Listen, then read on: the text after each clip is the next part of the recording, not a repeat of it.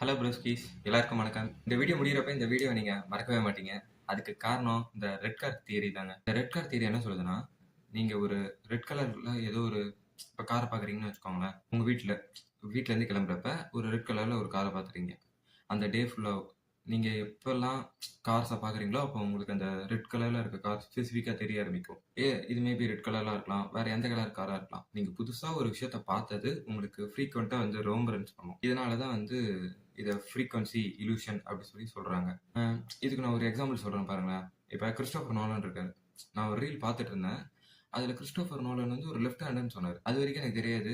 அவர் பண்ற ஆக்ஷன்ஸ் இதெல்லாம் பார்க்குறப்ப நான் அதுக்கப்புறம் பார்த்தது எல்லாமே நோட் பண்றேன். அவர் லெஃப்ட் ஹேண்டட் பர்சன் அப்படின்னு சொல்லி. இன்னும் உங்களுக்கு கரெக்டாக சொல்லணும்னா, என் ஃப்ரெண்டு ஒரு புத்திசாலித்தனமா ஒரு கொஷின் கேட்டான். எனக்கு வந்து ஒரு ஃபார்முலா சொல்லுடா, அந்த ஃபார்முலா வச்சு நான் எந்த கொஷின் வந்தாலும் சரி அதை நான் போட்டுருணும் அப்படி சொல்லி சொன்னான். அது மேக்ஸ்ல. எனக்கு வந்து ஃபார்முலான்னு பேரை கேட்டாலே அவன் மைண்ட்ல வந்துட்டு போவோம். இதுதான் வந்து ரெட் கார் தியரியோட ஒரு மகிமைன்னு வச்சுக்கோங்களேன். நான் இந்த மாதிரி எக்ஸ்பீரியன்ஸ் பண்ணியிருக்கேன். நீங்க ஏதாச்சும் உங்க பர்சனல் லைஃப்ல இந்த மாதிரி எக்ஸ்பீரியன்ஸ் பண்ணியிருக்கீங்களா?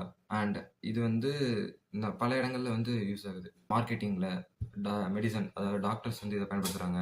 எக்கனாமிக்ஸ், லிங்குஸ்டிக்ஸ் பர்சன்ஸ் வந்து யூஸ் பண்றாங்க.